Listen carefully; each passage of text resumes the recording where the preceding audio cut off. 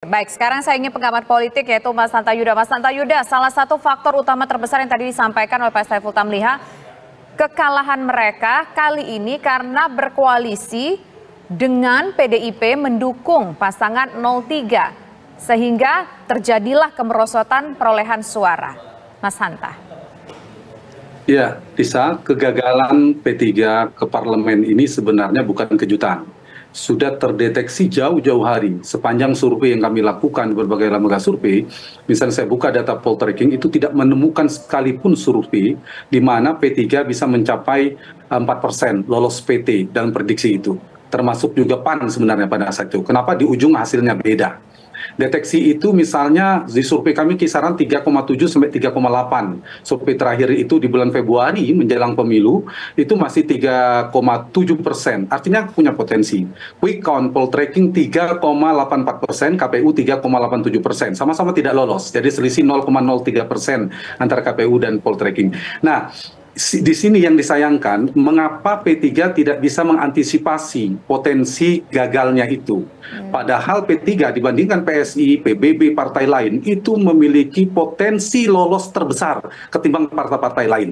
Contohnya PAN, ternyata lolos, bahkan 7%, melampaui 2 kali lipat dari hasil survei yang diprediksi setahun yang lalu.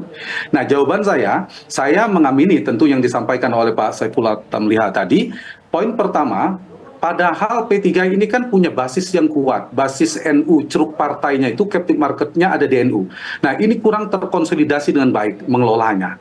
Nah, ditambah lagi magnet elektoral calegnya juga tidak terlalu kuat. Nah, yang paling puncak dari problem kekeliruan strateginya Partai Persatuan Pembangunan ini adalah tadi itu, keliruan dalam menentukan capres pilihannya.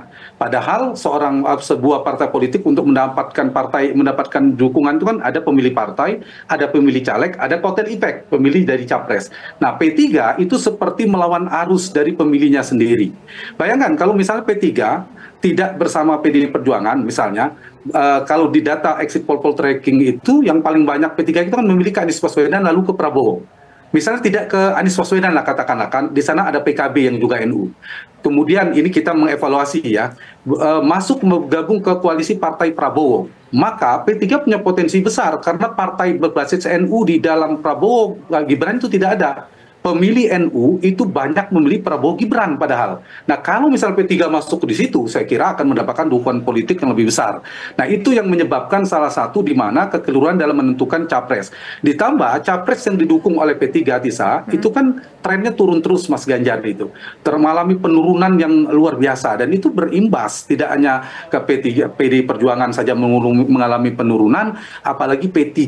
Nah, datanglah figur seperti Sandiaga Uno, juga terbukti tidak memberikan dampak elektoral. Mohon maaf saya mengatakannya sama sekali, karena kehadirannya ternyata membuat P3 juga semakin turun, bukan terselamatkan. Jadi beberapa faktor tadi, ketiadaan mengelola strategi caleg untuk menarik sebagai pengepul suara tidak dilakukan serius oleh P3, kemudian basis NU-nya tidak terkelola, terkonsolidasi dengan baik, dan ketiga adalah keliruan dalam menentukan capres. Yang inilah 3 faktor saya kira yang menyebabkan P3 gagal. Dan kalau sedikit kita bandingkan dengan PAN, dia melakukan sebaliknya, mendukung Prabowo Subianto yang trennya naik. Kemudian di sana caleg-calegnya dikelola dengan baik, figur-figurnya, kemudian basis Muhammadiyah seterusnya juga terjaga. Jadi saya kira bagi P3 ini menjadi evaluasi ya. Lagi-lagi saya mengatakan sebenarnya P3 ini seksi, punya potensi untuk masuk ke parlemen sangat besar dibandingkan partai-partai lainnya. Bisa. Baik, Mas Hanta Yuda. Mantap, Mas Hanta. Katakanlah saat ini tengah dilakukan upaya untuk melakukan laporan gugatan begitu kepada MK. Tapi kedepannya kita melihat nasib P3 ini akan seperti apa? Kalau kita melihat di dalamnya juga tampaknya ada riak-riak tersendiri, Mas Hanta. Iya betul, ini paling penting ya, pertanyaan penting dan masukan buat P3 ya, Pak Tamliha, bahwa apa ke depan buat P3 dan jangka pendek, jangka panjang menurut saya. Kalau dari yang sudah lalu kan sudah, ke poin saya karena salah, tanda petik yang mohon maaf saya menyebutnya salah urus dan salah strategi. Padahal P3 sangat berpotensi untuk lolos. Nah, apa yang bisa dilakukan? Saya memetakan singkat saja posisi P3. Jadi ada 4 kelompok partai hari ini. Ada yang sukses pileg, sukses pilpres seperti Golkar dan PAN. Nah ini posisi tawarnya kuat dan punya balas jasa dari yang menang. Kemungkinan karena posisi menterinya mudah. Yang kedua, partai yang di pilegnya gagal tapi sukses di pilpres. Contohnya PSI, PBB. Mereka nunggu Pak Prabowo yang menang, tapi mereka gagal di di legislatif. Mereka punya potensi peran-peran dapat posisi strategis eksekutif, meskipun gagal di DPR. Yang ketiga, partai kelompok yang sukses pileg tapi gagal di pilpres. Contohnya PKB dan Nasdem. Nah ini strategis. Mereka posisi tawarnya kuat, pasti dilirik oleh Pak Prabowo Gibran.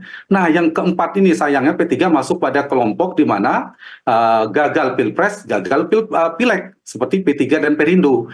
Dianggap tidak punya investasi politik pada Prabowo Gibran, satu, tetapi di saat yang sama juga bergainingnya dan posisi tawarnya juga lemah. Nah, karena itu dalam jangka pendek, saya ingin mengatakan pertanyaan Tisa tadi, ini lemah secara posisi tawar untuk bernegosiasi, melakukan komunikasi dan lobby politik, posisinya lemah karena tidak memiliki kursi di DPR, kecuali tadi ya soal MK. Per hari ini tidak ada.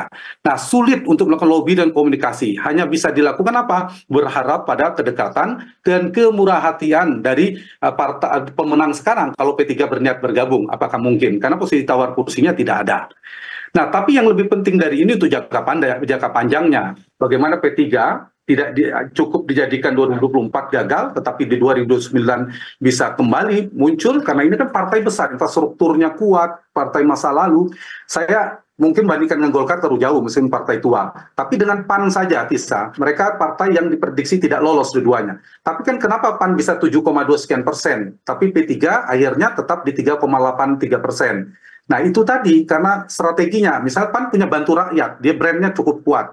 Nah P3 sayangnya tidak melakukan itu. Tadi Pak Tamliha mengatakan, ya soal misalnya berpihak pada umat Islam, NU, itu NU pendukung Prabowo itu kan butuh partai sebenarnya, wadah, kan tidak ada. Nah sementara PKB saja yang Anies itu dapat suara yang signifikan. Yang kedua, belajar dari PAN dibandingkan dengan P3, caleg-caleg populer harus diperhatikan. Dalam rekrutmen caleg harus perlu. Dan yang ketiga, tepat dalam menentukan capres. Baca, tentu punya ada data survei yang akurat.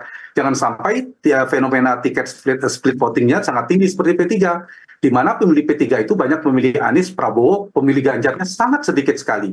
Jadi saya kira strategi jangka panjangnya, saya setuju tadi dimulai dengan ada penyegaran kepemimpinan di partai, lalu membuat strategi baru, membuat captive market baru supaya basis NU tadi, umat Islam tadi itu kembali pulang ke P3, satu. Yang kedua, rekrutmen calegnya diseruskan selain mengelola partai dengan baik. Dan yang ketiga, saya kira P3 harus mencari panggung-panggung politik strategis. Karena pada posisi di mana tidak punya kursi di DPR misalnya, tidak ada koreksi dari MK, di saat yang sama misalnya di peran-peran di pemerintahan juga tidak besar, tidak terlalu besar, belum tentu dapat. Karena itu, bagi P3 dalam jangka panjang, kerja politik disiapkan sejak hari ini, 5 tahun sebelumnya harus serius disiapkan. Dan tidak mustahil, menurut saya P3 akan kembali menjadi partai yang diperhitungkan dan besar. Kalau dikelola dengan tepat, tapi kalau salah urus lagi, tidak untuk kemungkinan P3 kembali tidak lolos dan bisa dibawa perolehan hari ini.